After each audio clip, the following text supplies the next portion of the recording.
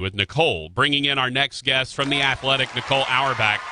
Nicole, I don't know if you ever had your own theme music before, but congratulations, you're on the list. Oh, thank you. That was a very special welcome. Well, that's Rogers for you. He's always making everyone feel special. I do have my first question for you, Nicole, is what's your backup plan now that college athletics is about to cease to exist? Yeah, that's a great question because apparently as of Monday it's imploding. Yeah. It's so funny that the reaction to this bill and this now signed into law in California has been so gloom and doom. And I just keep thinking, like, obviously, I've covered 2 Olympics. I've covered 2 Summer Olympics. And I just keep thinking, guys, we went through this. The Olympic model used to be amateur only. And then they loosened it. You had athletes fighting for their own rights. They have sponsorships. They have endorsements. We root for, Team USA the same way. I mean, I don't think people root for or care about Michael Phelps any less because he makes more money than some of the other swimmers on that team. So to me, it's just so silly that people are acting that way over something we literally go through in all of these other places. But also, the Olympic model is the perfect parallel for what this is going to look like. Yeah, and for those that don't know, walk them through the Olympic model in terms of how these athletes are able to retain their college eligibility while at the same time being able to make money. Yeah, so basically it's kind of like a double negative. So right now, basically athletes could, like let's say you're a USC football player, you theoretically could go do an endorsement or a sponsorship deal or sign autographs for money, but you're going to get penalized for it. This law gets rid of the penalty for that. So it's saying you're allowed to do that, and you're just allowed to do that, and they can't pull a scholarship. They can't do something like that to punish you.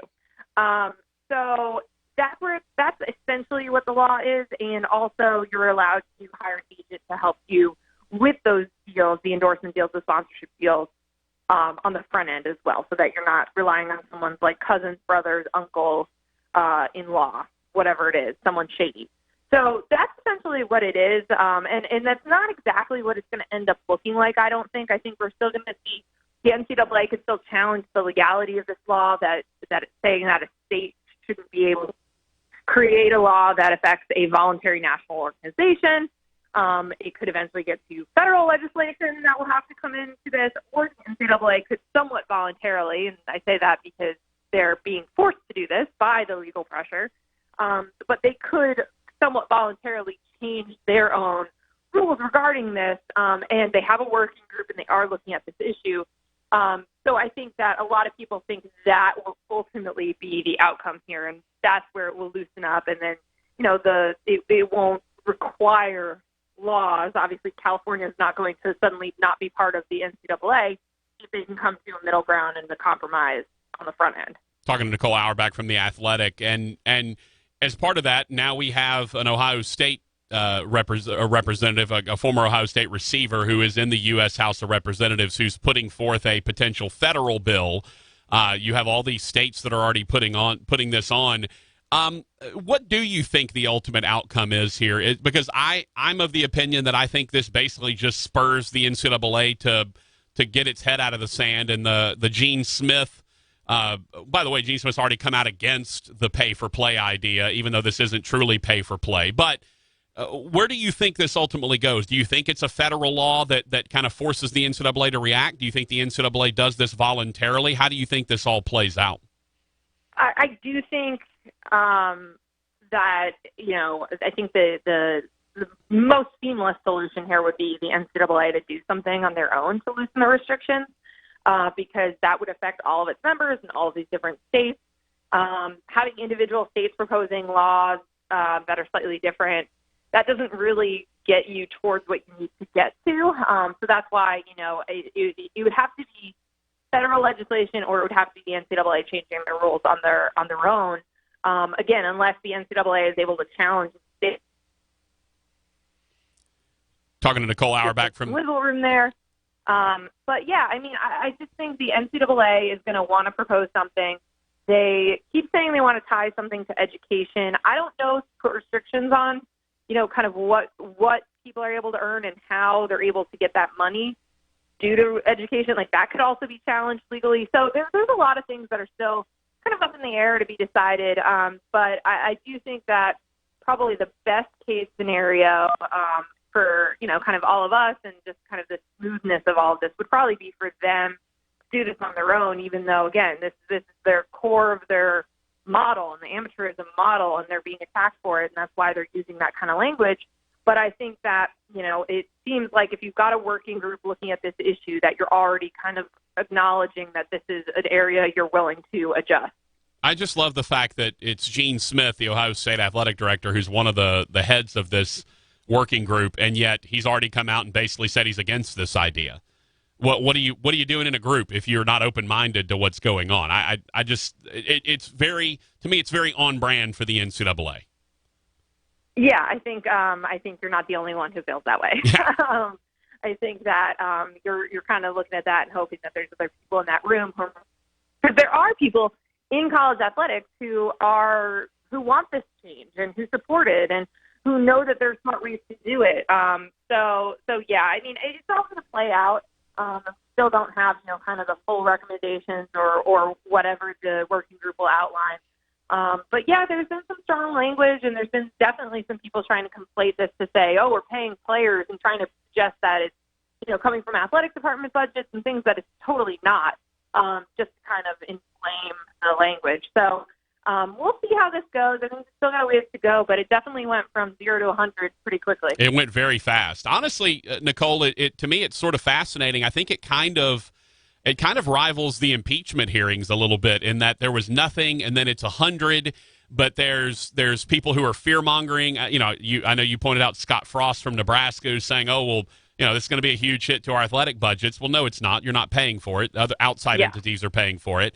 And then you have Chip Kelly on the other side who said, I'm all for it. This should happen. Now he's in California, so I don't know if he has to say that or not. But it's weird how this went from kind of an issue that was on the boilerplate, back burner, so to speak, to this full-fledged ordeal in the span of what seems like a week.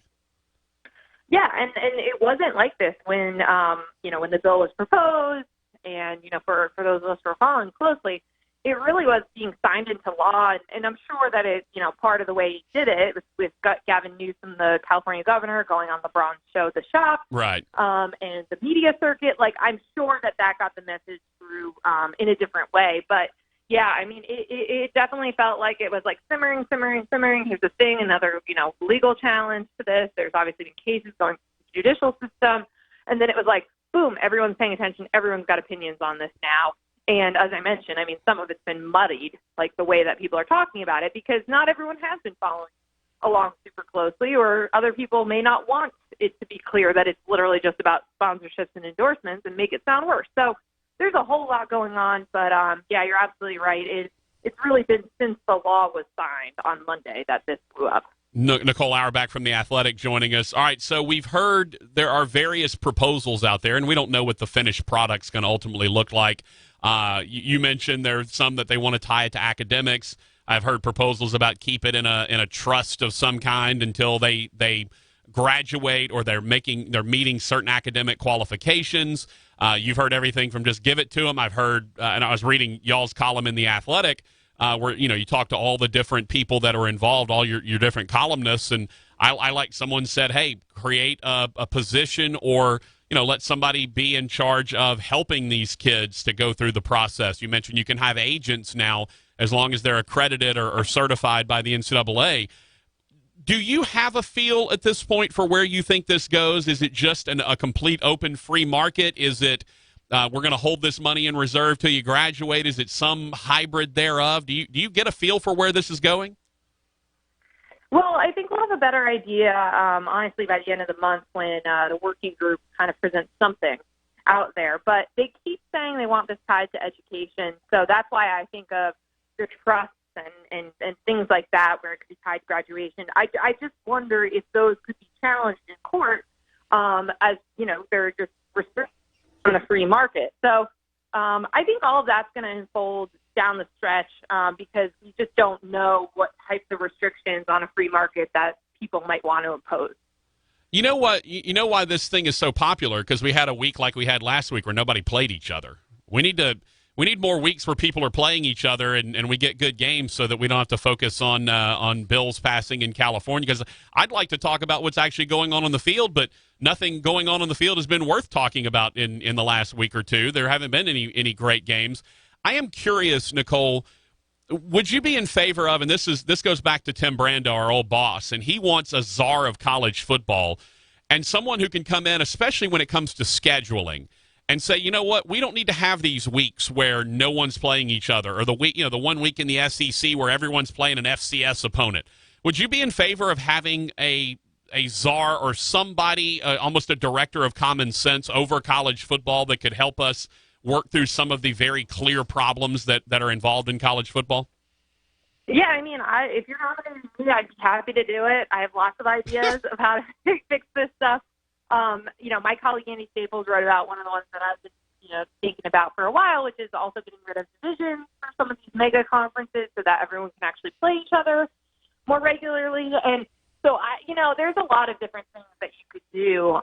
You could get really creative, and you could even leave a certain week open each year and not really schedule it too far in advance. So then maybe, I know this would be a logistical problem, but, maybe there's a way that you could, the week the year before, you could set the matchup. So maybe, kind of like a Big Ten ACC challenge type deal where you could set up challenges and you could do it instead of having to book it, a decade out. So I think there's a lot of different ways you could address this. You just have to get serious buy-in from a lot of people, and you'd have to convince people that they wouldn't be at a competitive disadvantage, which is part of the reason why, the SEC does the way it does. It's a competitive advantage to play those games right before rivalry week. And so if you're going to have to convince them to give up something like that, you got to get a lot of buy-in. So I don't really see anything, imminent changing with these things, but I do think, as people get concerned about, attendance and keeping fans interested and happy, they are going to think about the product that they're putting out there and the matchups that they're going to play to get people to keep coming to games. So I think it's all going to continue to be kind of an evergreen topic in the sport. Nicole also does a lot of work for the Big Ten Network. What's the feeling amongst the Big Ten Network cognoscenti about Jim Harbaugh at this point? Yeah, I mean, it's, I'm a Michigan grad, and so I'm hearing it a lot in lots of different directions. People are frustrated, and people are nervous about Iowa, this weekend, and what that can look like, especially after, a Wisconsin team that's kind of similar to Iowa, and they do what they do, and they do it well, and they're so consistent, and they're good up front. These kind of very consistent parts of their identity and their program they're going up against again. But it's an interesting situation where it's not necessarily like he's on the hot seat. I mean, this is the prodigal son returning. This is they had an interim AD who specifically went out and got him, and they hired an athletic director afterwards, and it's his show. And so you can be as frustrated as you want about play calling and about regression on the offensive side and what's wrong with the defense, but it's not really like this is heating up a hot seat for Jim Harbaugh. I will give you a comparison, and I would like you to tell me if you believe it's accurate or not. And I think Jim Harbaugh is Les Miles 2.0. And I believe he's Les Miles 2.0 because he can't help but meddle in the offense. He keeps promising a new, different, modern offense, and every year it proves that nothing changes, and that every time that he's faced with any sort of adversity, instead of attacking it head on, he retreats into his shell and goes back to what he knows best. Les was that way. He was always on the headset, changing plays, telling guys to do something differently. I think Jim Harbaugh is Les Miles. Agree or disagree? Yeah, I mean, I think you could definitely make that case. I haven't really heard that comparison directly yet, but the way you lay it out makes a lot of sense. There's a lot of similarities. I'm not saying I'm the smartest guy in the world, but I think it's a pretty apt comparison, Nicole. Yeah, no, I think you're onto something. That's for sure. If you want to write it, feel free. You don't even have to credit me if you don't want to, but you should, because it was my idea and everyone knows it. So. Okay. Hey, I appreciate your time as always, Nicole. Again, go to The Athletic, read her stuff. It is fantastic, or follow her at Nicole Auerbach. Thanks so much for your time.